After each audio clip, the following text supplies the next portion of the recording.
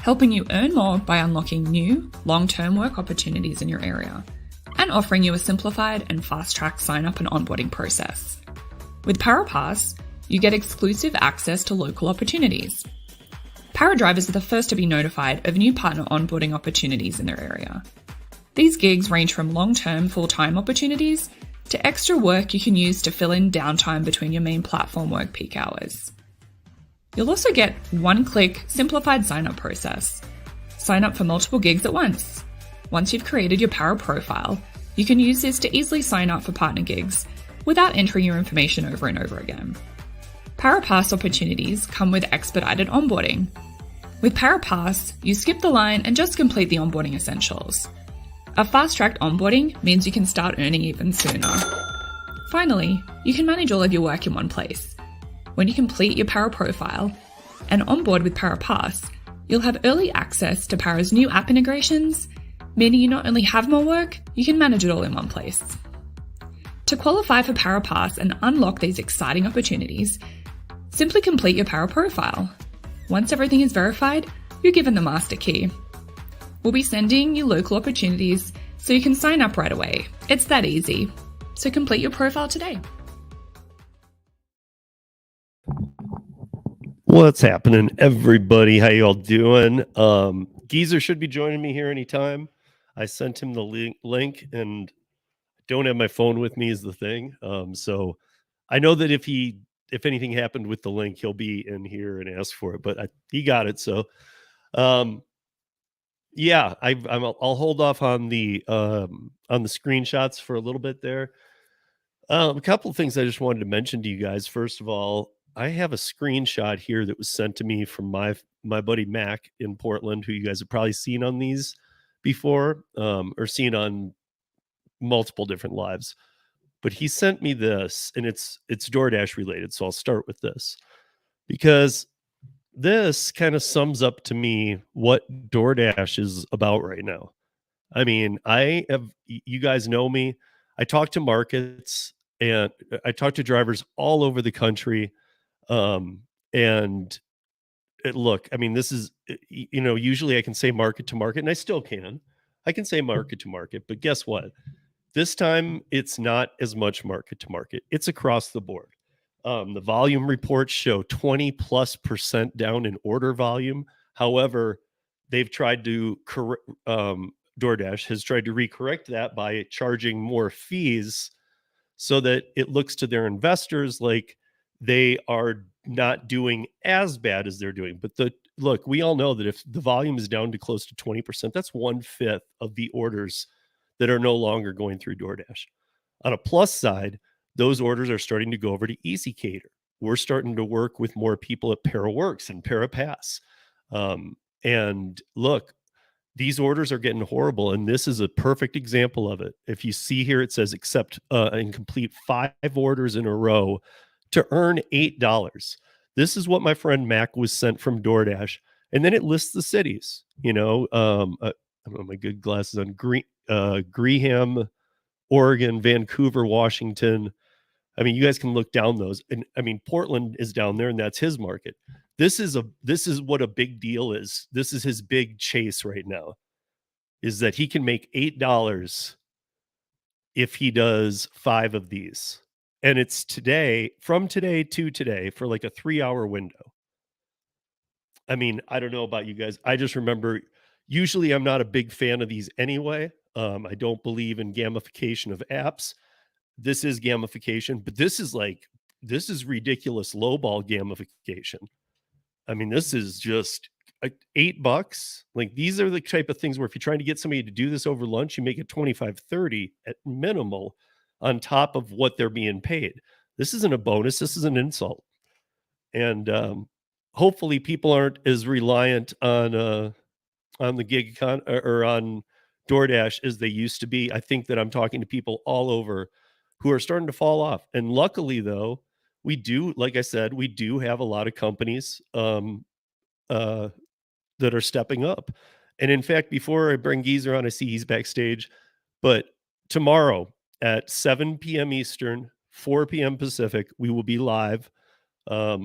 And then we have these going on every week now. We've always had the para thing going on live, but we have CEOs all the way through the end of the year. So tomorrow on the Gig App podcast presented by Para, we have the CEO, Chris Heffernan from Delivered. And we will be streaming that to Michelle Sleet's Facebook group, to the Para Facebook group, as well as to the Para YouTube channel and my YouTube channel. So you guys can catch it on any of them. If you have questions for Chris, or when are they coming to your market, or any more detailed questions, we'll try and get to everything that you guys have out there, along with some questions we have ourselves. But we have a lot of these coming up, and they're the companies that we think are doing good things. So that said, welcome everybody. I'm going to bring Geezer on here, and then I'll see who's in the chat. What's up, my friend? Hey, Steve. It's good seeing you again. Yeah, how you doing? You know, I'm beating the road dust right off of me. I mean, I literally got out the van, said hello to the Queen, and came right into the gig studio. He always makes it just in time. Just in time. Well, thank you for joining me anyway, because yeah, I don't know if I saw you backstage, and I don't know if you were hearing what I was saying about this. This is insulting. DoorDash went from bad. but I mean, I think, like, I always say market to market. I talk to people around the country every week. Yeah, it's market to market. It's bad in every market now. Right. I mean, this is the first time I can really remember truly being able to stand behind that comment too, though, because usually if I find out 10 markets are bad, I will talk to one or two markets that are like, no, it's the same at least, but I'm not hearing that anymore. I'm hearing trash. And I don't know if you saw that example, but $8 to do that. This is the big promo they got in Portland. $8 to complete 5 deliveries as a bonus today during lunch. It had to be done from 11 a.m. to 2 p.m. Pacific time. They're going back to the way it used to be pre-shutdown. Next thing is going to be them telling you that it all has to be done within a certain period of time, and you've got to complete 80% of the orders in order to qualify. And if they start doing that, yeah, it's ejection seat. Well, the other problem too, though, is that there's W-2 people that have been laid off or quit that have onboarded. We have just tons of new people just onboarding in general. Right.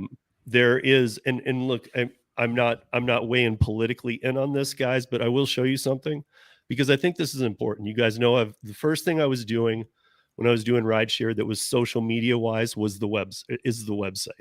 It still goes to today. So I want you guys to notice this. So this is the top 2 articles always post, like the newest ones. So there they are. But if you look, there's a most viewed list of the 5 most viewed articles. I'm gonna zoom in on that, because I want you to see this is the most viewed articles on the website today.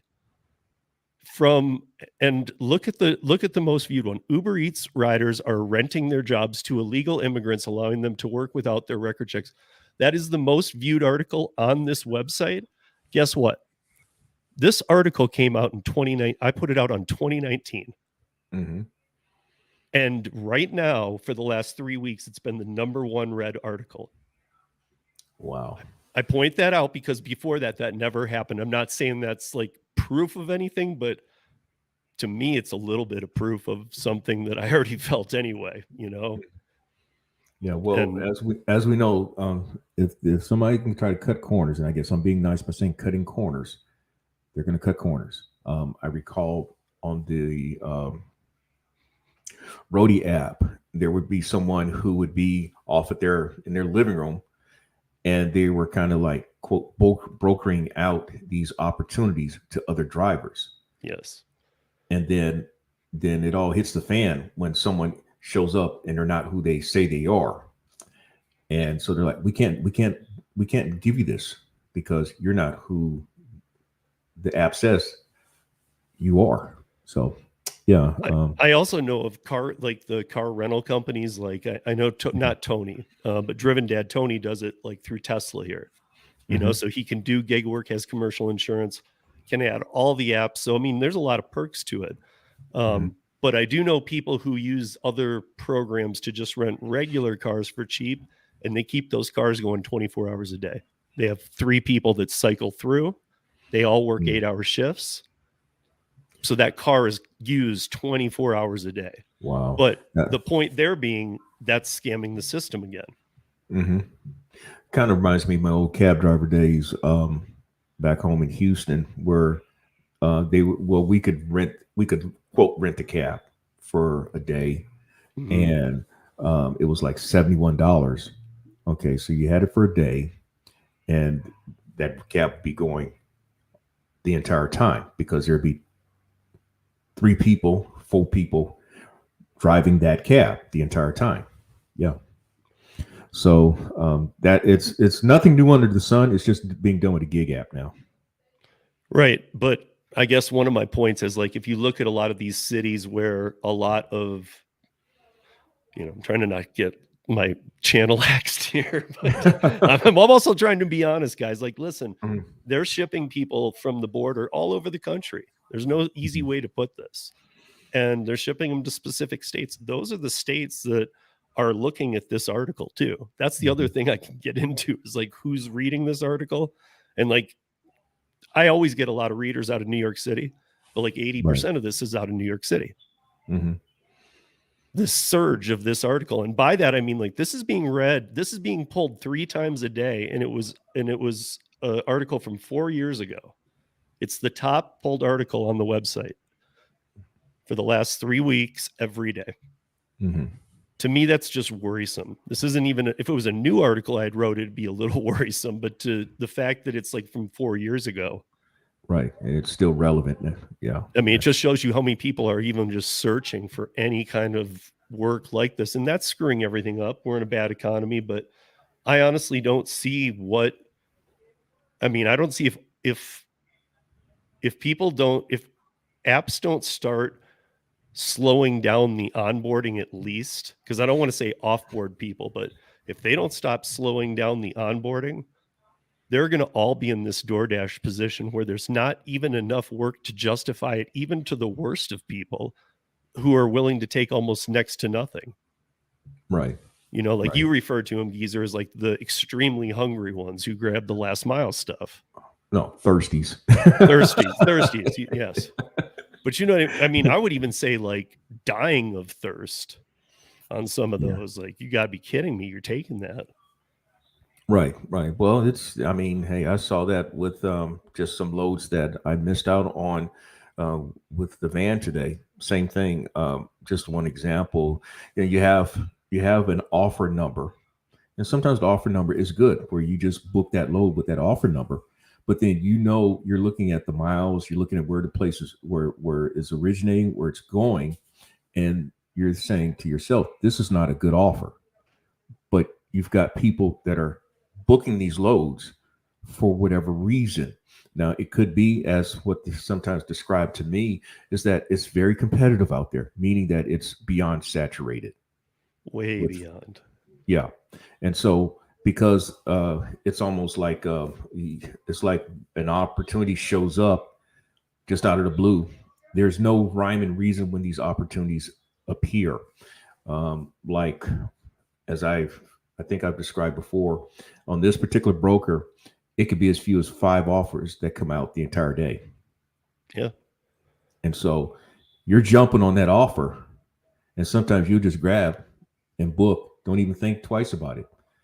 Whereas me, dummy, geezer, well, I'll try to get in contact with my broker and see if I get some more money, and somebody comes in behind me or under me and book it, and I'm still trying to get money on it. So, I understand people are doing what they got to do. But like you and I have discussed before, I don't even think this is helping them like they think it is.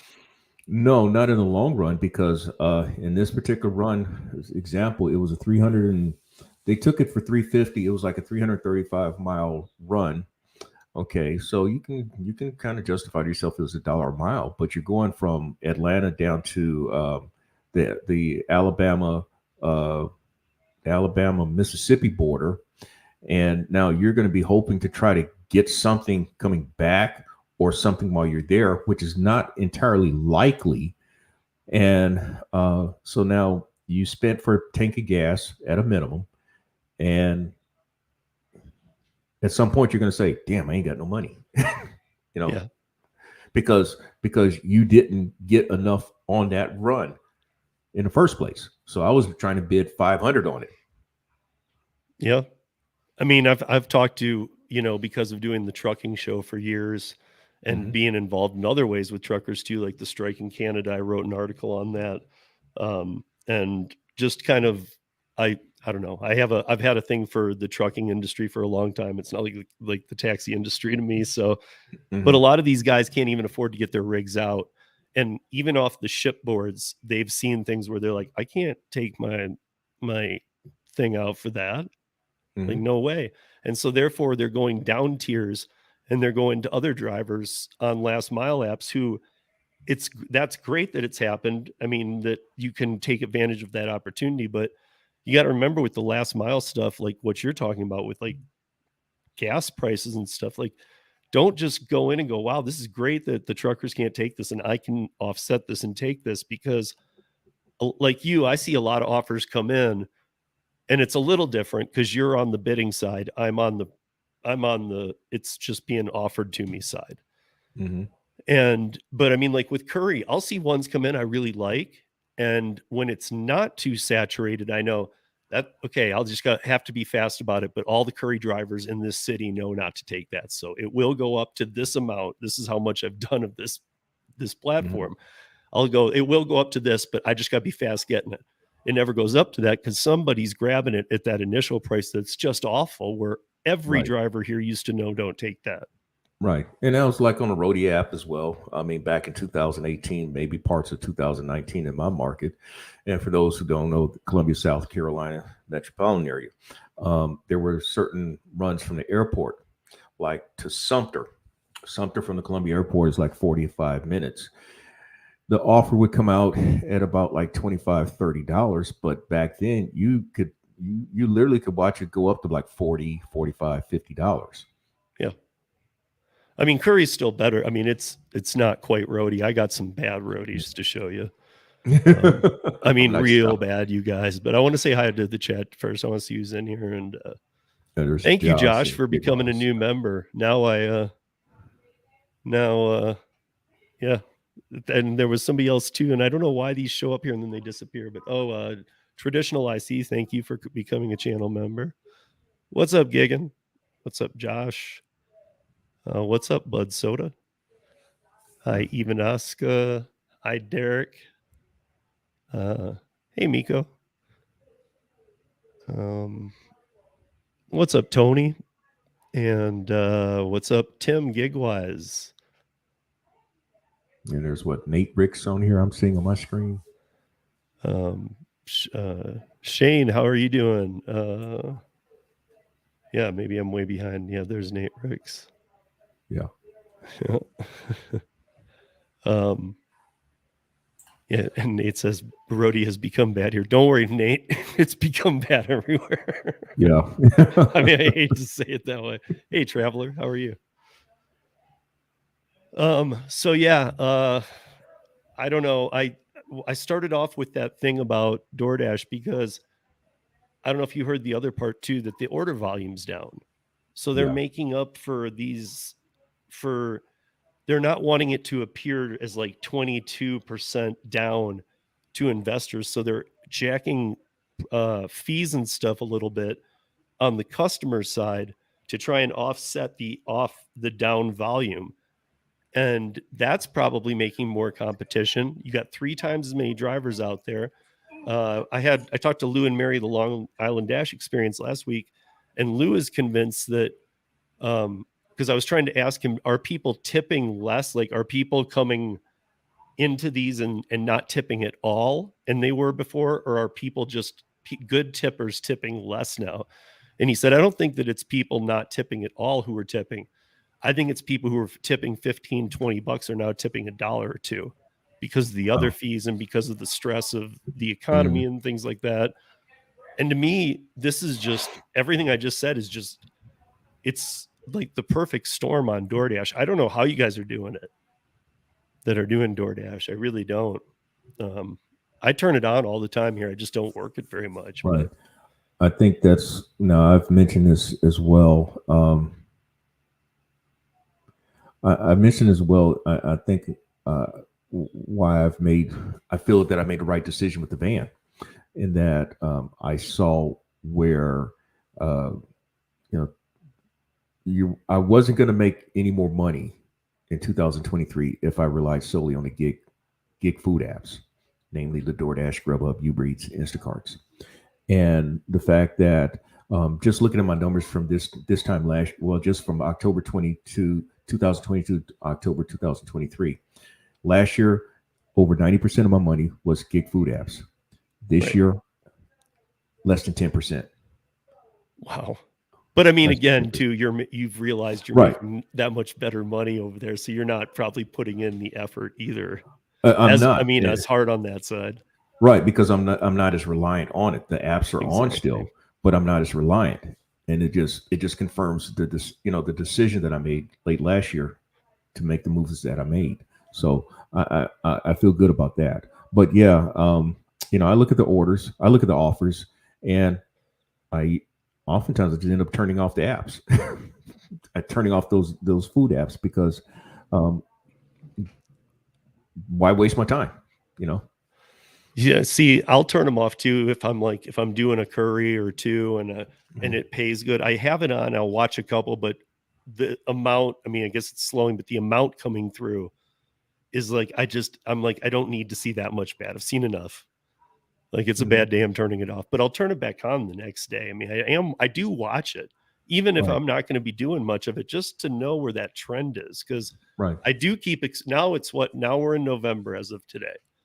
So I would think people start traveling, going home, and these apps do pick up. Now, I'm not saying whatever people always say at the end of summer, like the September slowdown ends and October. I'm not saying it like that. I'm just saying if the holidays can't bring these up some, there's a problem. Right. Gigwise is asking, am I doing catering orders also? Yeah, I do. In fact, I did one today. I was in Charlotte, and I was on actually my third catering app, Zifty, and for me, Zifty is pretty much Charlotte. They're not in South Carolina, and so I happened to catch one today. Do you like Zifty, by the way? They're okay. They seem to micromanage you in terms of wanting to make sure that you're there on time, and they seem to penalize you when it comes to wait time. They'll penalize you so long as you don't communicate with them. If you communicate with them, then it won't count against your rating. Right. And what I mean by that, the wait time translates in you getting to the drop-off location late, then it's on you. And it'll count against your rating. But I think the money with Zifty, if you can catch the right orders, is better than DoorDash. Yeah. If you can catch the right orders. If you catch the right orders on any of the new, I mean, look, if you got Fuda or Food Fetched, or if you got Easy Cater, or if you got Paraworks, all those orders, Zifty, they're all better than DoorDash. It's just, can you catch those good ones? Right. And I happen to catch this one. I mean, the drop-off location, since people like to talk miles, was 2 miles from the pickup. The order size was $389, and it paid $68.25. So that was a win situation. So gig-wise, Tim just bought a van too, a cargo van.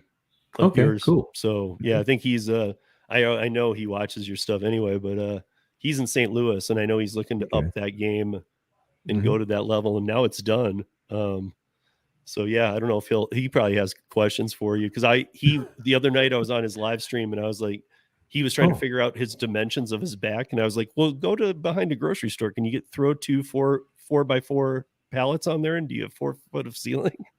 Because that's a good start to know. I mean, yeah, I have mentioned that a lot, that you need to know your dimensions. You need to know your capacities in terms of gas mileage. That helps when you're out there, so you know what you're doing. But yeah, your dimension is going to be the from the door height from the floor to the top of the door, because that's the important thing. It's got to fit into the door. Mhm. And then it's your width, which is between the wheel wells, and then it's your length from the door all the way up to basically the back seat. And so, like with my van, it's 120, so that's basically 10 foot by 54 inches, 4.5 feet by 72, which is 6 feet. Looks like he's listening to you. Okay. So and so yeah, now my van can handle it can handle 2 standard pallets, and depending on the dimensions of the other pallets, I have handled as many as 3 pallets going from door to the back behind my seat, depending on the dimensions of the pallets.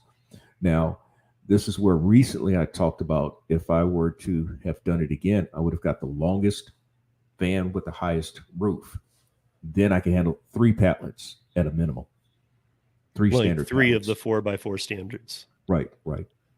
Yeah, because a lot of what I see anyway, I don't know if they're, I know you've told me some are, some aren't shrink wrapped, some aren't even tied down well or whatever. But Right. it's, I mean, from what I've seen is if you can do 3 4x4 high pallets, you really have an opportunity. A lot of people don't. Right. Yeah. I can think of a guy who's out of Winston-Salem. They run a sign shop, and a number of his loads that he will have specifically say the long wheelbase van, or 173 inch van, meaning that you got to have a long wheelbase. And I've seen some of the stuff that he's talking about, and this guy's very particular. So you better have a long wheelbase van, or you're going to go back with no money. Yeah. And so, I think, when you're yeah, talking go about wheelbase, you're talking about, is it the spread of the wheels, where they come ahead. in? Well, yeah, the long wheelbase van. So, like my van is 148 inch wheelbase. Okay. But the Ford Transit has also have a long body version, so that accommodates for that, where you can get in that the longer size pallets or longer size pieces of cargo. Mercedes, I believe the wheelbase is 170 inch wheelbase. Correct me if I'm wrong, but I think 170 inch wheelbase is the Mercedes van, and that's for the long one. Yep. And you should be able to handle things like that. Yeah, I've seen the super long ones, and I'm like, Yeah. those got to fit a lot. So Right, and they can handle a little more weight and so forth. But as I've often said, size equals money. Mm-hmm. Yeah, and I mean, and well, also the fact that I've even seen on offer boards and stuff, I've seen 3 pallets, and I'm like, gosh, I bet barely any people are able to do that. Right, and that usually sets you apart, and you should be able to ask for more money. You should be able to get more money for those opportunities. That's true. So while we're on this Gigwise moment here about his van, so he's on like Courier and these other ones as like how I am with my SUV offer side. In your opinion, should he now switch to the bid side? I'd stay on the offer side. The bid side is, I mean, I've sent you one where I bid on, and that was a good one. That was a rarity, but that was a good hit right there. For whatever it's worth, y'all, it was one that it was a 250-mile trip I made. I earned $655 on it. You don't see a lot of those, but the Eastwood vans in here in the South, but it can't happen. I just think that the driver's side is, you have a chance. I think you have a better shot with the driver's side. I think you'd be frustrated with the carrier side. You'd be frustrated because opportunities would be, depending on what the size of the market. If it's a larger market, it's going to go. If it's in kind of a slower market, you may have a chance to bid more and make more money. But those are the chances you take. Yeah, I'm going to address this with Josh. So no because I know Josh does Curry too. So no, referring to Curry, no, you can't be on both sides. It's either one or the other. If you go from to the offer side to the bid side, you basically would have to reapply. Same thing. Yeah, if and I were was to go going to say, even if you have that, even if you were to go get a van like Gigwise did, and you still have your car, even that wouldn't work because you can't set up 2 profiles, and they will catch that. Mhm. Like you can't go have this is Josh van, this is Josh car. So it's like you're going to have to pick. Basically, no matter what you try and do and get around things, you're going to have to pick one or the other. But I will say this: that if you do go get a van, there are a lot of things you can sign up for that I can't. You know, there's like boards and stuff that I don't qualify for a lot of the stuff because I don't have cargo van, sprinter van, flatbed, any of that stuff. So I'm automatically out. So not necessarily with Courier, but other apps and other boards, it definitely helps to have that. Mhm. So I mean, Yeah, it just depends. you're giving yourself more options, and that's something that I've said as well. You're giving yourself a greater earnings capacity. You're giving Yeah. yourself more options, and options is everything. Yeah. But like, so again, before I move on here, though, I will say this: Gigwise has said lately in St. Louis, he has barely seen any Curry. So then now it becomes a little iffy. Do you want to go over to the other side and see if there are some bids? The only thing is that with the bidding side, we were just even talking about this, even truckers have stepped out. People are bidding low. Mm-hmm. And it's making a mess because the bidding side on Curry never used to be an issue until like this economy, these all these problems that we're facing and all the oversaturations. And now people are just bidding low and taking stuff Whatever. that I would never take. Right. Yeah. And I mean, it makes it sound like I'm some snob or something to that effect, though. But I often say, though, that I have said here on YouTube, I've said among others in private as well, if you're not making the money that you would like to make, you need to look at yourself, because you're the one that's bidding on that stuff. You're the one that's accepting it. You can't blame the apps. They're gonna, if you say, if they know that they've got like $500 in it and you bid 200, it's a win for them. Yeah. It's a win for them. Yeah. And Traveler's in Syracuse, New York, and he said, if I knew if my market has offers, I would buy a van. Again, I would look into, before you even do that, though, I would look into just Googling and go into, like, even though it's not my favorite thing to go to or recommend, go to like uship.com and just see what's posted on there. Like get an idea of, like, is there volume coming out of Syracuse? Is there Right. Yeah, and quite honestly, I didn't know about volumes of opportunities when I, this time last year. I guess right. I took a shot, and I guess I guessed right or something like that, or I was at the right place at the right time when I think about that. I did talk to a guy I remember before I got in the van, and he told me how he was getting back into the transport gigs. And he said, "Yeah, you can make money doing this. You can find runs up to Richmond, Virginia, or down to Florida, or down to Georgia, and it's not out of. I guess he was telling me it's not out of the realm of possibility to make $500-600 if I were to have a run from Columbia to Richmond. Well, I've only had one run to Richmond, Virginia. I did make $500, but that it originated actually out of Greenville. But then when I actually left for Richmond, it was from Columbia." For whatever it's worth. Yeah. So, Gigwise is pointing out something kind of obvious here. It's funny too, because before he got the van, both you and he, this is Tim, both you and he both talk about, you're like the only two people on the catering order side who I always knew talked about what was the order total, though, not just what you're being paid, but what's the percentage, because you can get an idea of the workload. Right. Like, just because it says 150 doesn't mean it's worth delivering $3,000 worth of catering. That's right. And I happen to mention in the upload that I had today, last week I was assigned an order, a catering order on the Delivered app. It was $3,365. I think that's pretty close to what it was. $3,365 order. It was paying $185. Now, quite honestly, to be truthful, I actually accepted it because I'm thinking, well, you know what? I could stand staying around Columbia. But then I happened to book a load for $1,300 going from Charlotte to Texas. And so So much for the that order. Now, that said, I had another catering opportunity come over the weekend.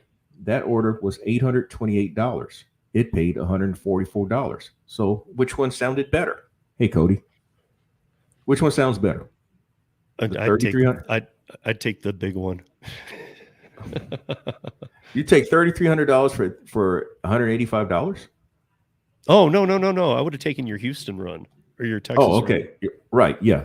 That's what I'm getting. So now all that is to say too, I've had $3,000 catering order and it paid like $340, $360. That's more befitting of something that size. And then I've also, as y'all probably have seen, some of y'all have seen on my community page where I've shown some catering order opportunities that had $800 order and only paying $30. No, they can keep it. They can keep it. Right. Yeah.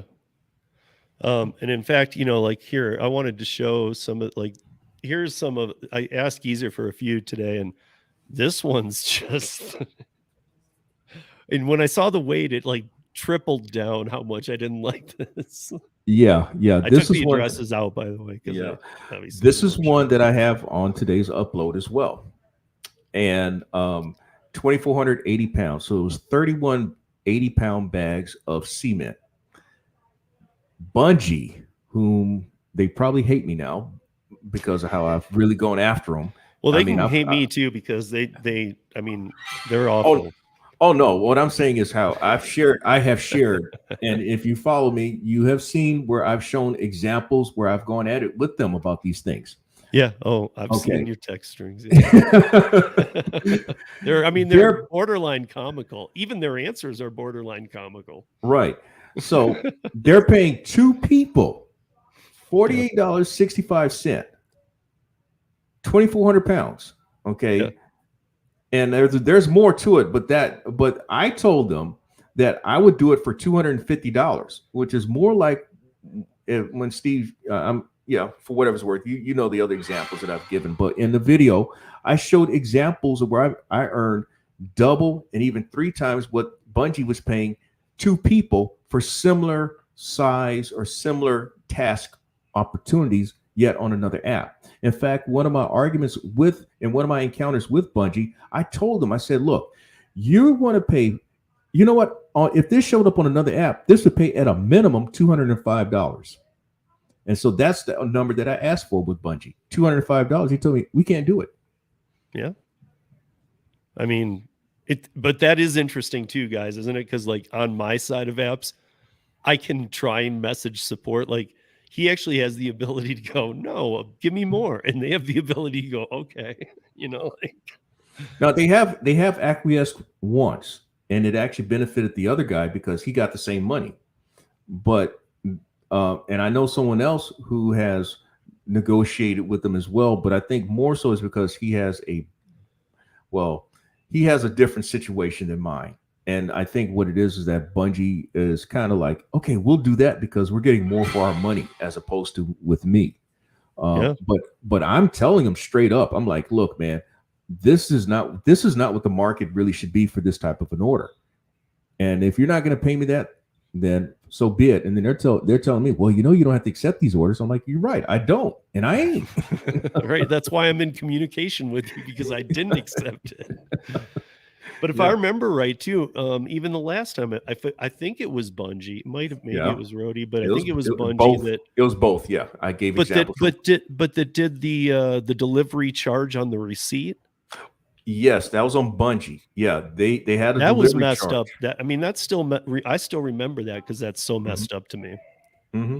Yeah, I really don't understand how that works. I don't know if it's Bungie that's getting that, or the store's getting a kickback, or whatever. But that was a big kickback.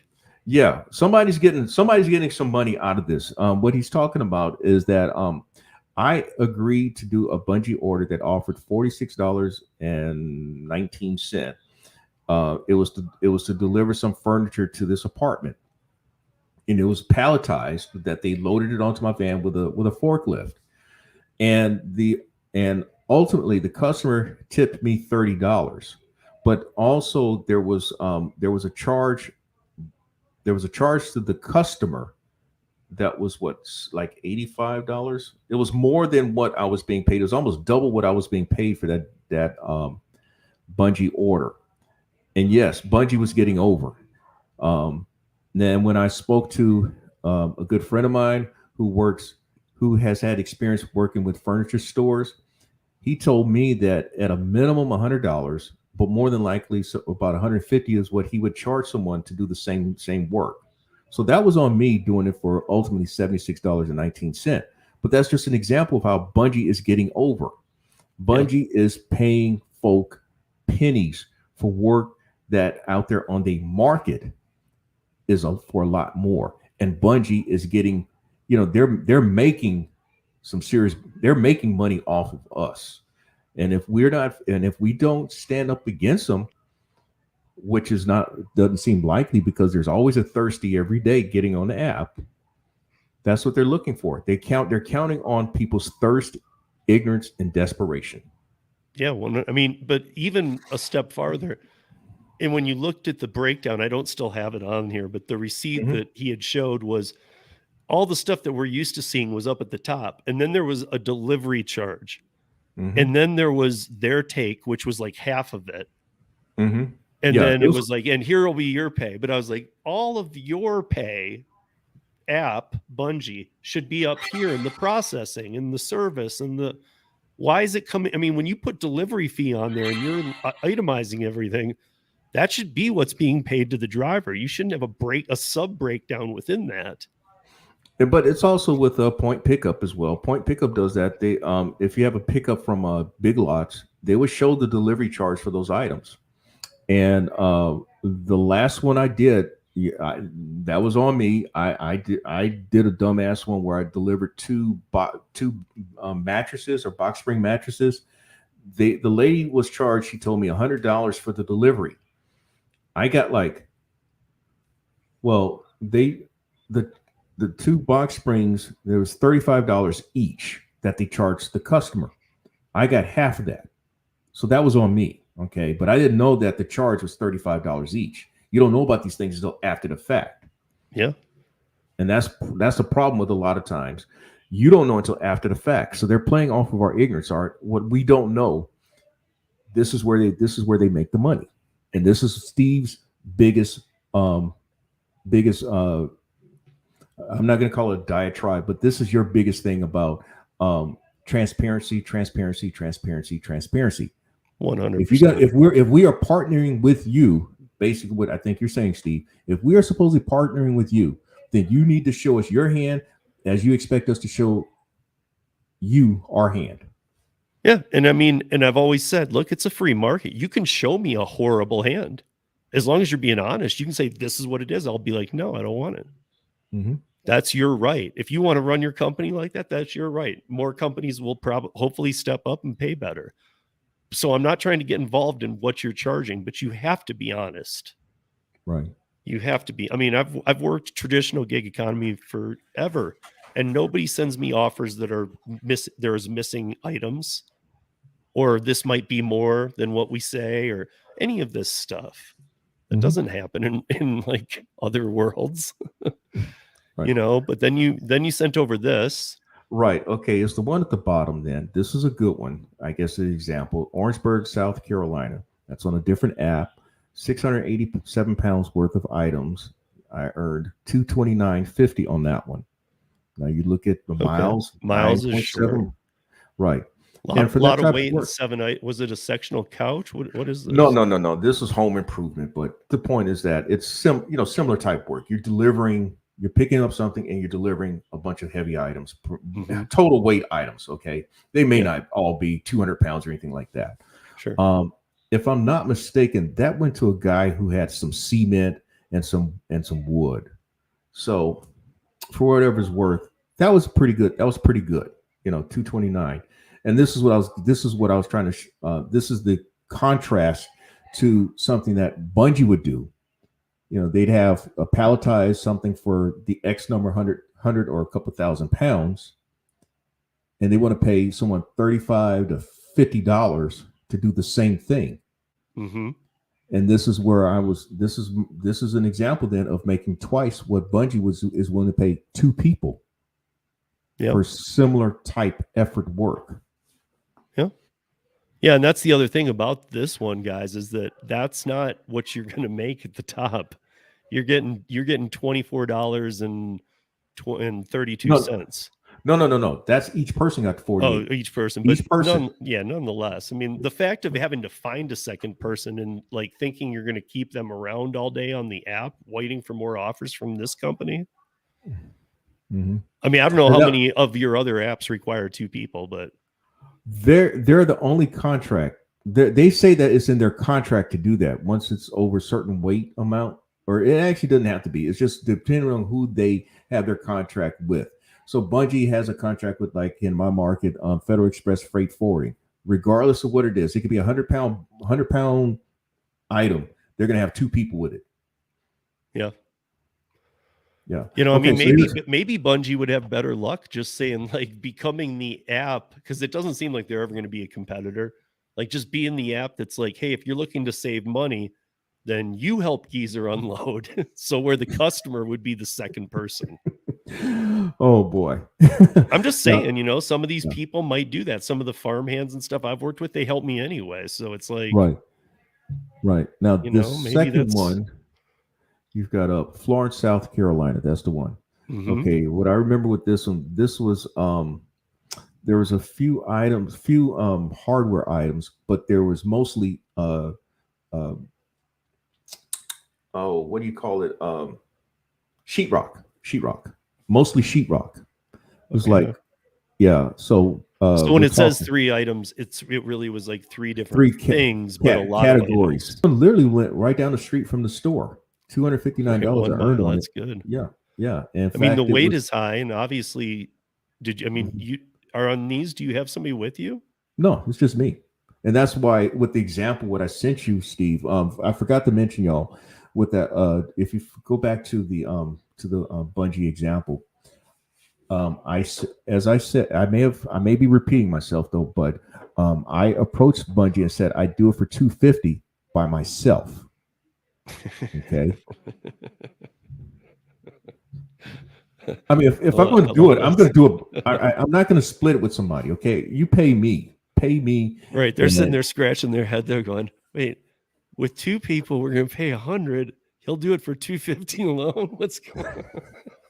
But then you go back to the example there. I mean, I think you can see the correlation here. Similar type physical labor, but I earn $259 on that one. Oh my, okay? Yeah, it's not even, and it's I don't remember because I had to take the addresses out because I can't show them. Right. I can't remember how far this one was. It was farther than that. I mean, I think it was different towns, so it had to be farther than a mile. Well, yes, it was. It was going out. It was going in. Well, they were both in the same county. I would say the drive was about 20 minutes as opposed to 5 minutes. Right, but still twice the weight, and to you anyway, 1/5 the pay of the second one on this. Yeah, less than 1/5, more like almost 1/6. Yeah, but 1/5 is right. Yeah, 1/5. But so I mean, but sitting there, like honestly, like I do, you know, if you guys see these numbers too, that 1234, like, yeah, it's work. I do that much in paint too. It's work, but I mean, it doesn't take that much longer. It's just you just got to put in more effort than lifting food. Right. Mm-hmm. You know, I don't mind when things pay like this. I don't mind getting there, and if I don't do 15 DoorDashes in a day, but I only do 3 curries, I usually still make more than the person doing 15, 20 DoorDashes. Right. I mean, yeah, you're probably going to use as much. Well, I take that back. You may not use as much gas doing DoorDash, but you're going to feel as if you drove a hell of a lot more because you're doing those 15 orders in a day, which was a number that I used to shoot for when I kind of first started on DoorDash. I figured that I needed to do anywhere between 12 and 16 orders in a day to try to hit the number that I wanted to hit. It's good. Mm-hmm. Interesting. You pointed that, brought that number up. Yeah. Well, I just think that's a target number I've heard from a lot of people. Yeah. especially at different times. Some people move to a dollar amount, and then people were like, "Hey, this is my target," but at a point I realized it's just time to pack it up. So I like hearing things like that people change it. But 15 used to, during probably about 6 months ago, let's say, 15 used to be a number that I heard from a lot of people. Okay. That were primarily doing DoorDash. Right. So, and for whatever it's worth for me, that was like before the shutdowns, that was a number that I try to aim for. Yeah. In fact, right after right during the shutdowns as well, anywhere between. So we're talking then up until 2021. Yes. Mm-hmm. And just so you guys know, I saw Josh said something about a long route. He did one long route. I'll tell you guys, Geezer and I've said this before. I'll do the long routes all day, man. Give me those multi-state runs if they pay good. I love them. Yeah, so that'd be like the one I did from Charlotte to Temple, Texas. I mean, it was 1,000 miles, but I earned $13.50. Yeah, that's still better than a lot of stuff that's out there. I mean, here's some curries that so like this one, it says assign, so you guys know I took it. But some of these won't say assign. I'm just curious, especially with Geezer here, if he'd take some of these. So okay, like this one was 11 miles, and figuring you're pretty close to the pickup because these are zoomed in on Denver. Now, of course, I don't know Denver as well as you, and I remember you mentioning last time that there are certain places like, no, you don't even want to do it. Right, where it turns green there, that's going up into the mountains. So you're not going to go into the green. You're right on the foothills there. So it's basically just like city there. Okay, so that's a bad one then. Okay. Yeah. You wouldn't do this one because of the. Is it because of the 2 stops, or is it because? I wouldn't even do it. No, not okay. No, I wouldn't even do it. I wouldn't do that one either. I'm just, I've been doing this lately. I've been showing people what the other things that are out there that I won't do, but that's out in the boonies. There's a saying that I'm pretty sure some of y'all are familiar with. Not all money is good money. Yeah. So if I were up in Conifer, which sometimes I do end up there on things, and this came through, I would take this in a heartbeat because I'm close enough to the, or if I had something or knew something out of Conifer. Am I seeing the 2 is Aspen Park? Yeah. So if it goes into the mountains, that becomes a whole new issue with me. Mm-hmm. Like this isn't the mountains. This is just city miles. Okay. Again, you got to look at the one item weighing 25 pounds. This isn't the same as the bidding side either, but right. I mean, it's kind of, I'm just showing you guys, obviously the ones I took, I'm not just showing those right now at all because, I mean, there's just, there's this is where it's getting ridiculous though, you guys. Mm-hmm. This is absolutely ridiculous. I can make some corrections here. So okay, what does it say? 21 miles in an hour 40 to do 8 deliveries for Walmart for $31.98. Not true. That route right there, when it came through, that would take you at least 2 hours 15, 2 hours 30 for $31 to make 8 deliveries for Walmart. I don't even look at those. I used to say, at a rule of thumb, when Walmart would Walmart would do a batch, particularly with Rhodey would do a batch with Walmart, it would have to be at a minimum $5 per stop. Right. So at a minimum, that would have to be $40, but I would be looking more so for like closer to 50 on that one. Yeah. Before I even consider it. Mm-hmm. Yeah, I mean, I do look at ones under 50 because I see a lot here in town, and I'm really close to the pickups on a lot.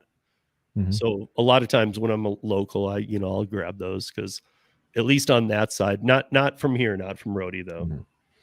No, Home Depot, $10, forget it. Yep. I ain't even gonna do it. Yeah, I mean, this one I brought it up because a lot of people say $1 a mile, but I'm pointing out these are pain in the butts anyway. So I mean, you're gonna, especially when it says large items and stuff. I wouldn't even do that one. Yeah, again, no. So Best Buy ones are awful too. No, wouldn't even. Yep. No. A tire order, no. See, for me, it's like I'm not into it. I do know a lot of people who don't mind the tire stuff, And then the prescriptions are about the only thing that I'll even look at on roadie, because sometimes they're going like a mile for like $8-9. Mm-hmm. And those, if I'm right there, I might grab it. It depends. Again, it's not what I'm looking for, but Now, I wouldn't do the tire order. I just wouldn't do the tire order not on the Roadie app, not for that money. I have done them on the Roadie app, but I've done them. I mean, I've seen more money for them. That yeah. if I'm making any sense.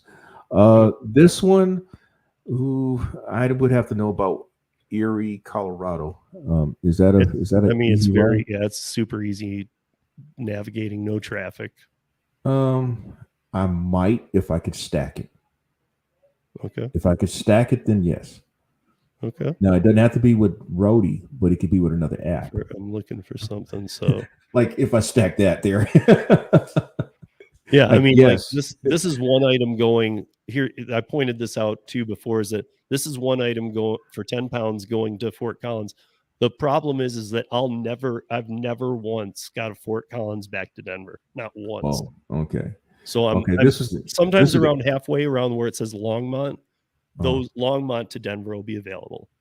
Right. Now Fort Collins, that's not the Air Force Academy, right? No, that's Colorado Springs down south. This is Colorado Springs. Yeah, okay. This is the other state university up there. Oh, Colorado State. Okay. Yeah. Okay. So no, this isn't. There's one I'm looking for here. Yeah, I wouldn't even do that one. No, I mean, hold on. No, that's not it. That's not it. I don't know where it went. It was a long one. Okay. Here it is. One. This is the one I wanted you to take a look at. Ooh. So, by the way, if you're not from, I mean, you might be familiar just from the direction from Denver going north east to where Sterling is. That's on the way to Nebraska. There's nothing. I mean, it's open highway. They'd have to pay me more money, man. Right. Okay. So that's what I'm curious on. What would be your number on this that you would have to see to take it? At a minimum, I'd be pushing for 250. Okay. See, and that's that's a van. See, for me, I would do this for here's my math when it's something like this. And again, I specifically because the drive's kind of easy, is that if they paid me $1 a mile going, 50 cents a mile coming back. But again, I'm driving my SUV, not a van. Mm-hmm. So, but even then, if you're saying $1 a mile going there and then 50 cents coming back, so then we're talking almost, no, you said $1 a mile going there, 50 coming back. That's about 200. Oh yeah. Sorry. Yeah. So we're talking similar money then. I'd be looking for 250. You'd be looking for about 200. Yeah. But I mean, I guess that's what I'm saying. There's a little bit of difference between the van and the, but I mean, this, especially when I see, because it's one item, 25 pounds. The thing that gets me mad about this is I'm wanting to stack something. Like, dude, give me something else. 25 pounds is just a waste of my time, which is a whole new argument because it's like, fill up my car, give me something else and pay me more. Well, I had a run from, was it North Charleston to Greensboro? That is, I made 375 taking a 40-pound thing, and that was like 270 miles going one way. So I mean, depends. It depends. But I was also able to stack something once I got up to Greensboro, like working the gig apps. So turned out I made like over $400 that day. What makes me think it can't be done? Because I know that part of Denver like the inside of my hand. You're in the Springs. I know that. I've lived in Denver for years, and that's actually where you're talking about is the Colorado Springs, where the Air Force is. Shane lives there. So okay. But here in Denver, where that route was, it's not based on the miles and stuff. It was the time of day and all that. You couldn't have got that done that quick. And that's another thing. I know I'm pretty sure we're preaching among the choir now, but I also think about the time of day with some of these opportunities that come up. If I know that it's going to an area where it's high traffic volume, forget it. I'm not going to do it. And it doesn't matter that I know a bunch of shortcuts. The traffic is gonna eat into all that. So Shane, this year, I have seen under 10 trips from Fort Collins to Denver this whole year. And I'm talking about when I'm in Denver, I see them too. So I see them when I'm in Denver and they're up there, and that's the 10 I've seen. So I don't, yeah, maybe not on Courier, but even the other apps that I have, if I turn them all on, I don't get things from it just, for whatever reason, it doesn't flow back.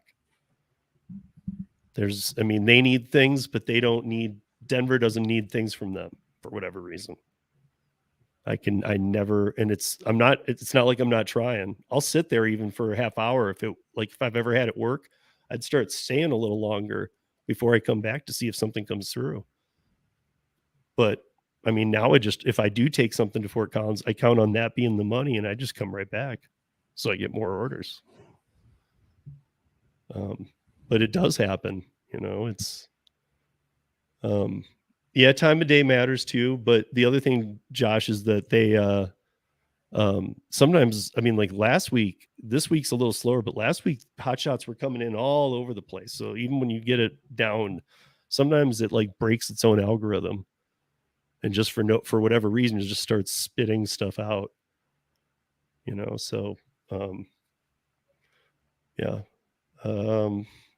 Yeah, I don't know. I think that, look, guys, I think that I hope that things turn around for the holidays. I do. I'm not trying to be a downer, but I will say this. We all know, like, you can say summer slowdown. Some people can say, no, my market's only open in the summer. And we know there's a difference of opinion in the markets, but to be honest,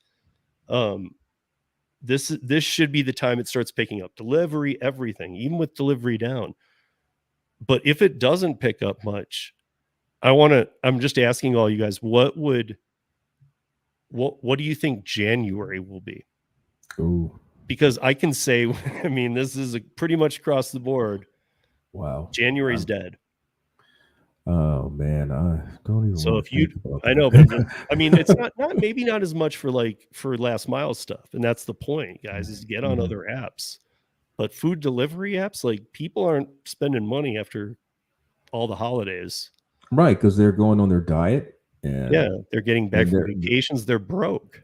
Yeah, that's the other thing. And it's, yeah, I mean, gig-wise the same. We all know this. That's not even I've told people, look, take a vacation or even a staycation. If you can't afford one, just stay at your house and do upgrades to your house, but just take some time off. That's the time to rejuvenate.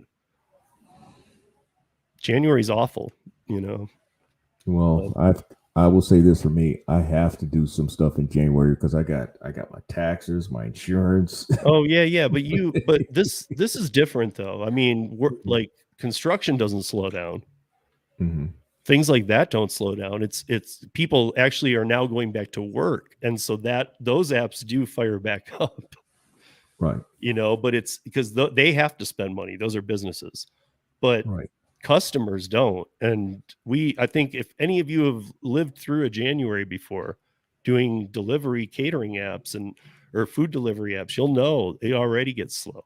I can't imagine what this year will be like.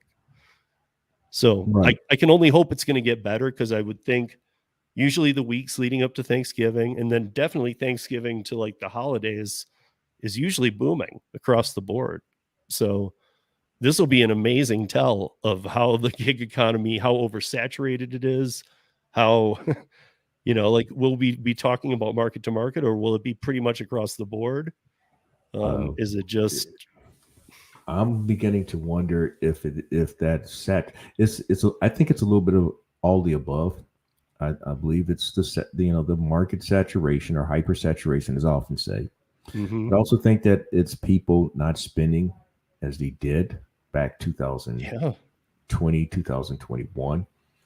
I also think too that the newness, these apps were very new and hot, regardless of circumstances, just a few years ago.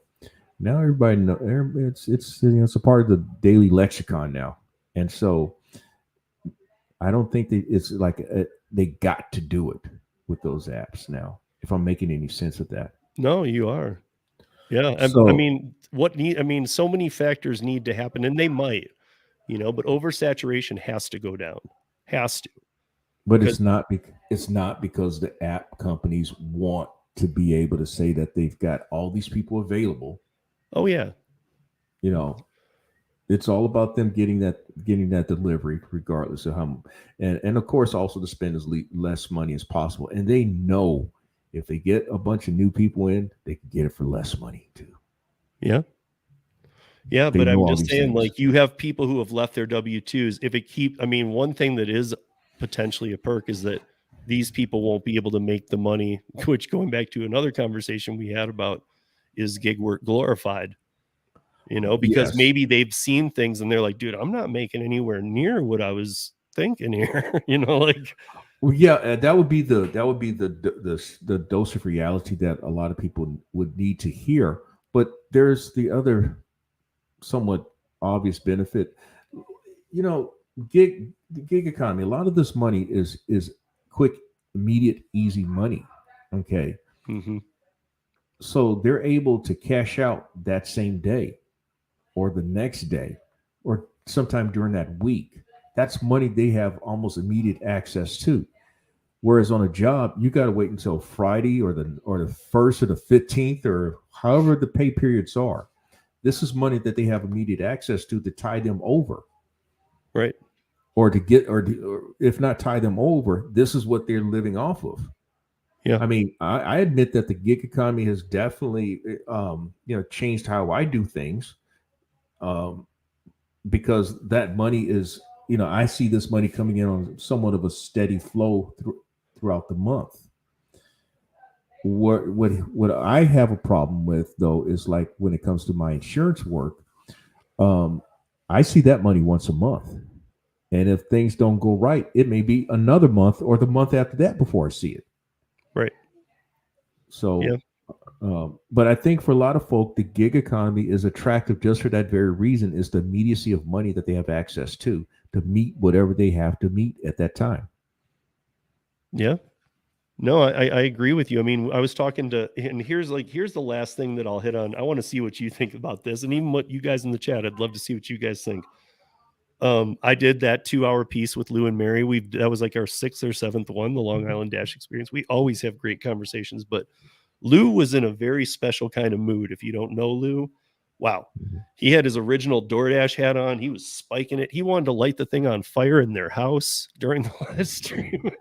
But he was talking, one theory he brought up that I found pretty interesting was, he said one thing that and you kind of touched on it a little bit about, it's not 2020 anymore, is that he said, listen, I think that people during the pandemic had extra money to spend. They weren't getting out of their houses. You know, you couldn't go Mhm. do things. So you had extra money. Mhm. And he was like, so I think people started, like, this was like a fun thing, and they got in bad habits. I'll order food and I can afford to. There's Mhm. checks coming in from the government that I'm not used to, and all this, that, and the other. He honestly thinks that people have developed an addiction, the customer side, to where they're now not able to afford these apps and are still using them. I never thought of it on those terms though, but that kind of, that does make sense.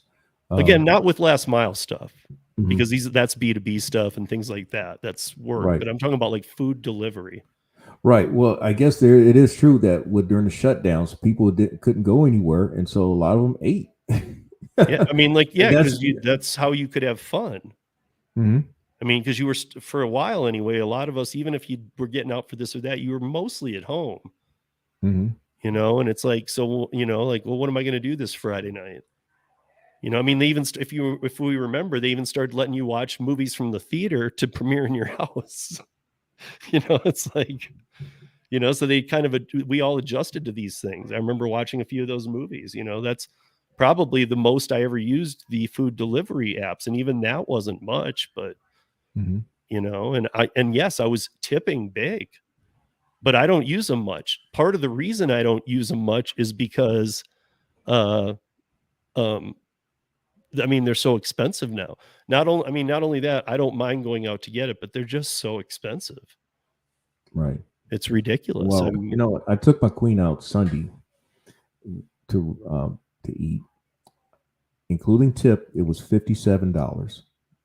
Mhm. It was a seafood place, so $57. I'm wondering how much it'd be on a DoorDash app or Grubhub app or Uber Eats app for the food. It was for me. I ordered whiting chicken tenders, and they doubled the fries, and they had hush puppies. She had shrimp, chicken tenders, and I think fish as well, and then fries and hush puppies. How much? Gigwise says 148.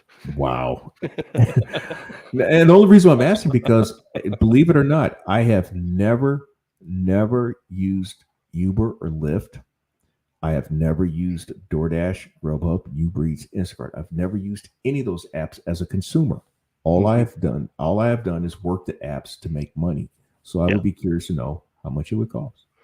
So my son and I have probably done it twice this year, or I did it once in Vegas this year, and then he and I did it once here this year. I wouldn't have enough data to tell you. I just know that the restaurant that my son and I ordered from about a couple months ago, those items were marked up on the DoorDash menu or on the Uber Eats menu. And because I do Uber Eats and rideshare through Uber, I don't use DoorDash because I object to DoorDash people. I don't think it's good. I don't like anything about them. But so when I did it through Uber Eats, the prices were jacked. Then it was, here's the processing, here's the shipping. The one thing I don't like about those is it's not a fixed rate. You can look at other orders and there's no way to compare them. It's not fixed. So it's just these dynamic numbers. Well, okay, where'd you come up with this? And then it gives you the tip screen. Uber is very good about prompting for the tip screen. I will say that, you guys. It has 15, 18, 22, 25, and other %, and it defaults it to 18. Now, I tip a little better even because I don't use these much, and I was in the bar industry long enough to know you have to. Right. But I'll tip 22, 25%. But the fact that they default it to 18 is pretty big, and it's on that last flow screen. And you actually have to go to custom and put in 0. You have to know you're an ass if you're on Uber. Well, I'm thinking that if I paid 57, that was what I paid because I tipped the guy because I think the base amount was 46, so I tipped him over $10. So I tipped him that 22% range somewhere in there. So I guess I was a quote generous tipper for that order. But I'm just thinking with all the fees that's involved. So I probably would be out of, if 46, I'll probably be out of close to $100 for that meal. So I'll tell you this: what my son and I ordered, it was a couple burgers, it was a couple shakes, and I think it was like 2 sweet potato fries. Normally be about $42. The items themselves were like $5 higher, so it was like 47. The whole order was like 78. Wow. Now Nate's talking about catfish. Somebody's talking about tilapia. Well, I got whiting. I got whiting this past Sunday, but there's another place that I like going to. That's where I get red snapper. There you go. All this talk of good food is making me hungry, man. Well, like Josh was saying too, same as you, that I did want to bring this up, that he said, I worked through, me too. And I'm saying that I've never, I hate Instacart from working it. I've never used Instacart as a customer. I've never used any. I just used a couple of I tried DoorDash a couple times, then got involved with Para and never used them again from a consumer standpoint. Uber Eats, probably, under 10 times for sure in my life. So I'm just saying I'm not experienced even with it on the consumer side. I've used it. Okay. I know there's, again, what Lou said, I honestly believe that might be true. There are people out there who during the pandemic were using these apps, and now they're still trying to use the apps. And I think that's why he was saying, I don't think we're seeing less people tip. I think we're seeing people that were tipping $15, $20 tipping $2 now. Because they're trying to squeeze by on these orders that they can't even afford, even without the tip. That's what he was saying. I would agree with you on that. I mean, I have seen the regression or the decline of tip when I was doing primarily gig food delivery work. There's this one customer I delivered to multiple occasions, and these folk were loaded, man. I'm talking about the lowest value vehicle in their yard was a Lexus. Okay. And that was probably the gardeners. Something like that, man. And it got to a point that if I would see the location on the map somewhere's about, I would pass because I knew that their tips had dwindled. And this is a couple of years ago.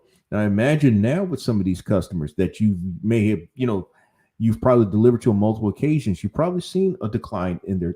I would agree with that. Yes. Yeah. I mean, definitely on Instacart, you don't see the tips as you used to see. I was just, Lou's if you don't know Lou is like our age, and he's a big poker player too. Like he has a W-2 job. Him and his wife do this in Long Island together on the weekends. But he plays a lot of poker, and he's actually a staked player. Like he does very well at poker. Okay. But he's just pointing this out because what really grabbed me was he used the word addiction. Mm-hmm. And I think that's, at first it threw me off a little, but I think it's right. I think that people are addicted to the apps. Well, they may be addicted to the convenience of it. Right. Or especially like if you have kids and you're running late at work, the old you might have gone to the store and made it and got home and been tired, but you still made it happen. Now you're like, well, I'll just order food. Yeah. Yeah. But I guess his point does stand true with me too. Can people afford this? Because like I just said, my son and I ordered 2 burgers, 2 fries, and 2 shakes that if we went out and got it, we don't even go out much. We usually cook everything at home. We eat at home. So here's the other thing, Steve. I know that we're probably I know we've gone over, and I'm sounding like I'm you now, but I'm trying to be considerate, man.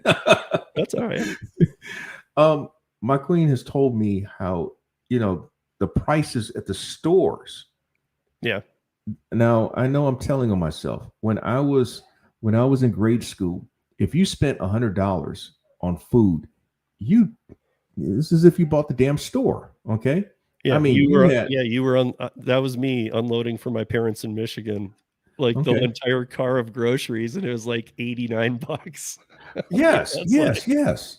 Now, and just a few years ago, if you spent $200, it was basically the same thing. Mm-hmm. Now it's not uncommon for people spending, I understand, $400, $500, $600 for food.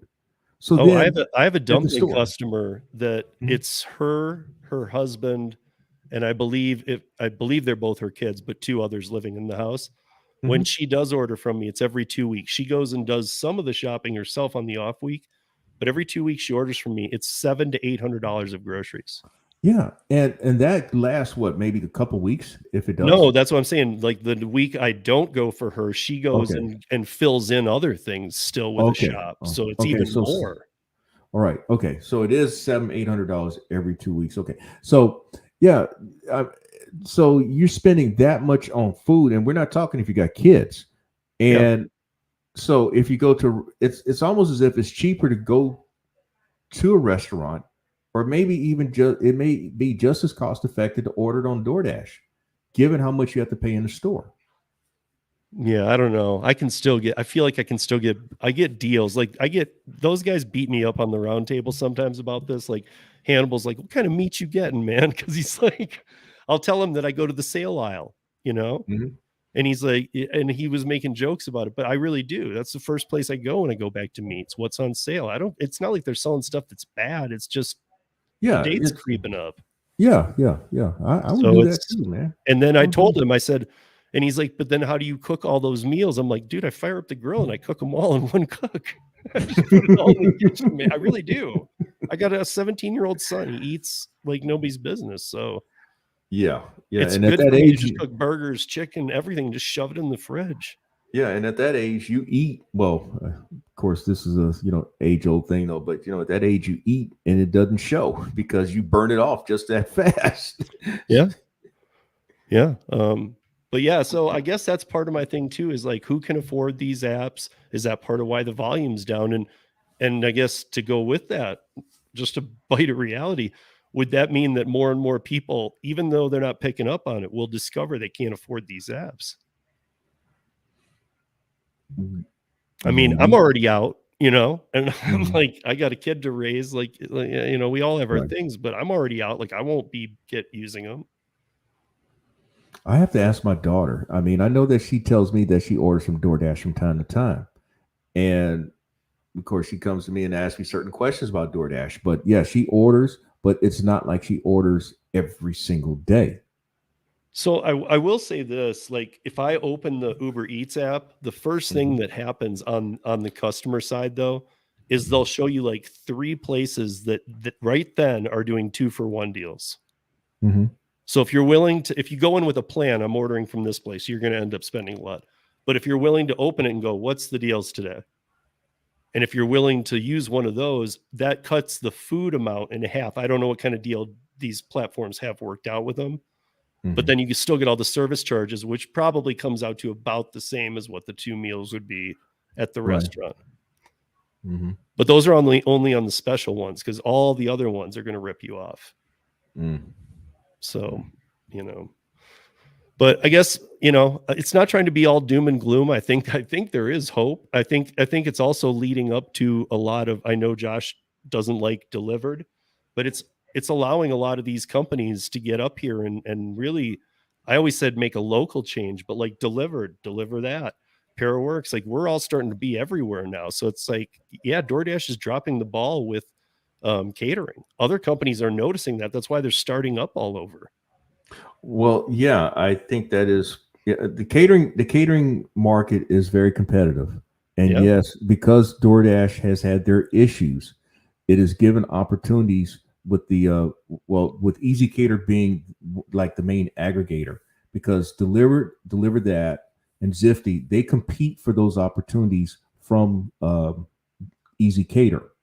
And if they're showing good metrics, they get more opportunities. And I'm pretty sure the one of those CEOs has probably explained that to you already, but it's very competitive. And DoorDash has dropped the ball with those metrics, and they're getting tired of DoorDash, and they want to give those opportunities other places. Yeah. So I like Gigwise's comment. Really rich people don't often tip well. Give me the weed heads in the apartments any day over the rich people. I'll say I agree with that. I don't have the food delivery experience that a lot of you guys because I did rideshare. I do these other courier apps, but I'd say that's true from what I've noticed too. Like, yeah, by and large, for the most part, it is true. That's why they are rich. Because but it's not even just the weed heads. It's more like the middle class will tip you. Yes, yeah. Actually, down south we talk about the trailer trash, but they'll tip you better than the person who stays in behind that gate and has that electric car lot in their front yard. Yes, they do. So, yeah, and I mean this is another whole problem too. These DoorDash require. Don't even get me started on DoorDash. You guys know how I feel. Like I do have the app. I did testing for Para and I've turned it on. I've done a few here, but it's the same thing as Instacart with me. It's never worth it. Every time I try. And maybe I'm not trying long enough. Maybe I'm not picking the right times. I do know my market. I just don't think the earning potential is there right now. Not that it won't ever be again. I'm just saying I don't. I think no, I do not think that the earning potential would be as it was 3 years ago or 2 years ago. No, because of the market saturation, but also them having to stay competitive with among all the other apps. So, I mean, as with most apps, what I've learned is that you're going to make your most money when they first come out. Then over time, you're going to see that those earnings dwindle. Yeah, it's like getting married. That honeymoon period is only so long. Can you not go there? Can you not go there, Steve? I mean, it can still be great, but the honeymoon period's different. Well, with my ex, damn, man. The last thing I will say, though, is that on the DoorDash subject is that I did see articles out today that DoorDash has a thing now, and the articles are everywhere. If you Google DoorDash, you'll see them. That it's all about their tip stuff now. There's a last screen where when you're putting your order in, if you don't add a tip, you will get a screen back saying most or very likely your food will arrive cold if you don't tip the driver. And I thought that's pretty rough, like, because these customers are already feeling overwhelmed with what you're charging them. So like I guess it's a good slap, but it's also, I think that it's going to open some of their eyes because they think that we're paid well. Mm-hmm. You know, and so they're going to go, wait, what? I need to tip the driver? What? He doesn't get paid if you don't tip him? And it's like, no, we don't. Like DoorDash gives you $2. So, you know, I don't know. I feel like what they're doing is like almost shooting themselves in the foot. And normally I'd think a big company like that wouldn't do that. But with them, I don't put it past them. I don't know that they know what they're doing. Well, that's all a part of the mind games. I mean, think about it. When you have the screen that says, "Well, if you decline this, you need to keep a 70% acceptance rate, or it might be bad for you." Subtle mind games, man. I mean, I'll just leave it at that. Yeah, they're just playing the mind games with the customers now. But also, the reality is that they're trying to put more of the onus on the customer anyway, because the customer is going to bear the brunt of the costs, whatever it is. Yeah. All right, guys. Well, before we get out of here, make sure to check out Gig Geezer's channel. I think it's simply like, it's not his whole thing written out here. It's just at Gig Geezer. So if you search Gig Geezer, you'll see it.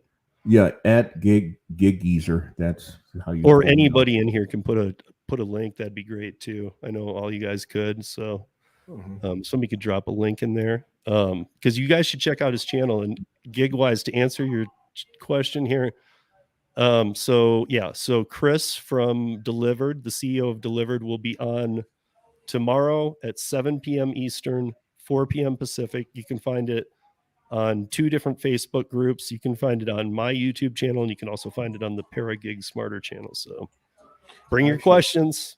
He said he's willing to answer anything. So I'm putting in the channel now in the chat. For Gig Media with the Gig Geezer. I had someone to point out to me that they felt that I was, oh shit, okay. So, we're off now? No. So yeah, I was just putting that up so he could see it. But what were you saying? Oh, okay. Yeah, I had someone say that she felt that me putting Gig Media, I was like I'm trying to make as if I'm big time. And I mean, hell, I've had Gig Media with the Gig Geezer for over a year. That's been, even when I had 200-300 subscribers, that was. But I guess when you have subscribers now, people tend to notice certain things, or they'll take exception to certain things. But certainly it's not. I know I'm kind of explaining something about a subscriber though, but the point is that Gig Media is just a part of one. YouTube is part of one of many platforms that I've tried to get my brand out on. Yeah. So, I've tried. What I'd like to do is do what you do, Steve, with podcasts, but I don't have any time, or live streams. I don't have any time to do them yet. Yeah. Well, and you don't want to do ride-alongs. No, I've never tried those.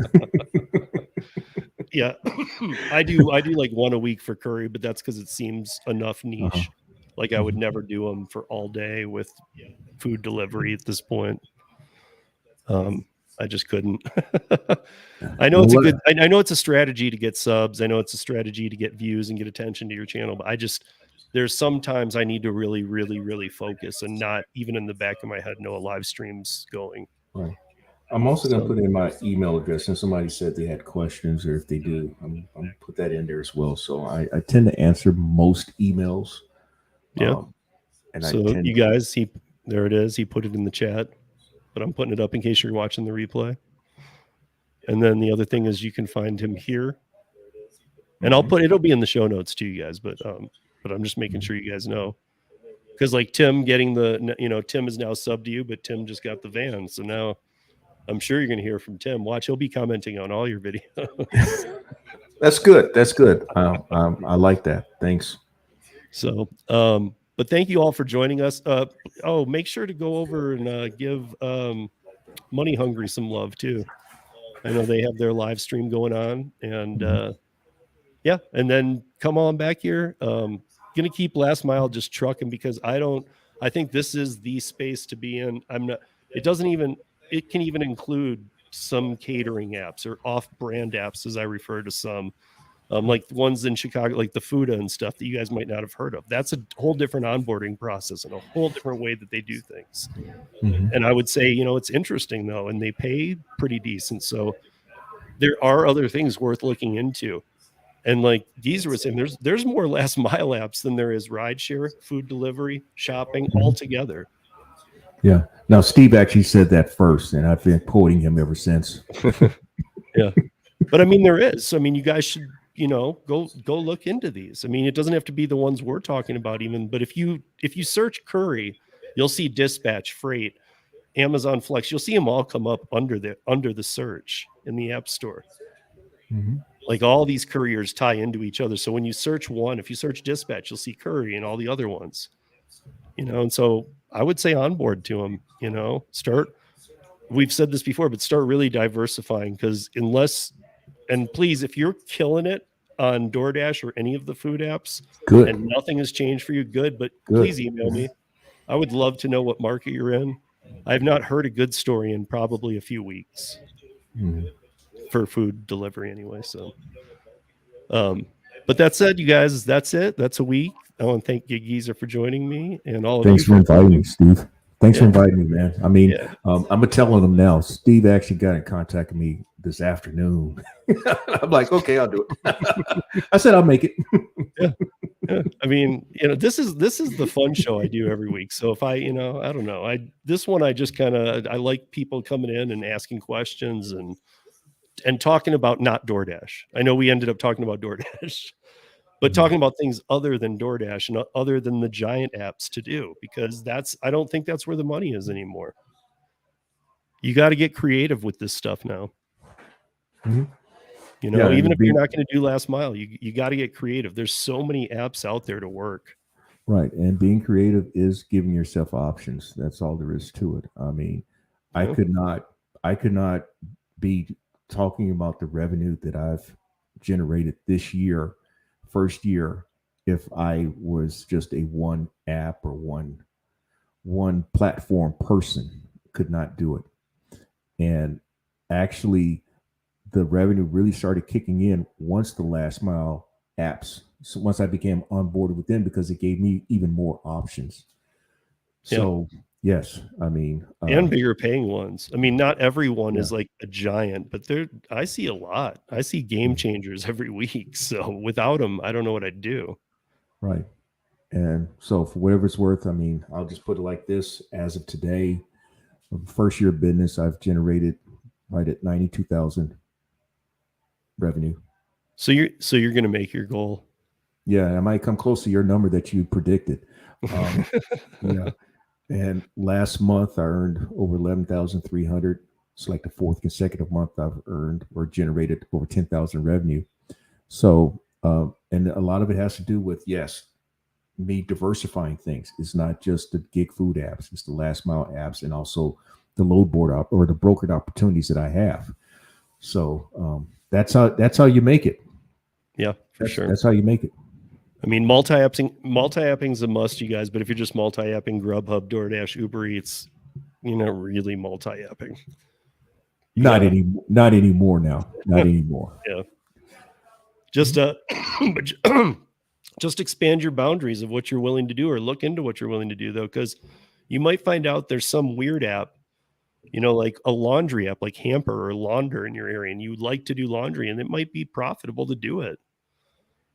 Or you don't mind doing laundry. There's just so many opportunities. It really is endless. So, but I would start looking. I'm not reliant going into the holidays on any of the giants right now, because I think we've said it enough tonight. Even there's just too much oversaturation. There's too many people in every market trying to work these apps. Mm-hmm. And most of the people coming on, at least us veteran people who have been doing this, we understand what off-brand apps are, and now the smaller ones. Most people who come on just work Uber, Lyft, Uber Eats, Grubhub, DoorDash, Instacart. That's all they do. They don't know about all the other ones. So you guys do. You have that upper advantage right now. Mm-hmm. And I would say onboard to them, Mm-hmm. But with that said, you guys have a great evening. And go check out Kim and Zach, and we'll see you soon. Peace, y'all.